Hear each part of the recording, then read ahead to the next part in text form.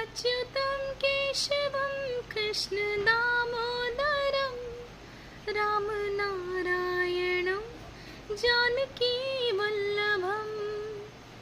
कौन कहता है भगवान आते नहीं, तुम मीरा के जैसे बुलाते नहीं। कौन कहता है भगवान खाते नहीं, बीर शबरी के जैसे खिलाते नहीं। कौन कहता है भगवान सोते नहीं, तुम यशोदा के जैसे सुलाते नहीं। अच्युतं केशवं कृष्णदामोदरं रामनारायणं जानकी वल्लभम्।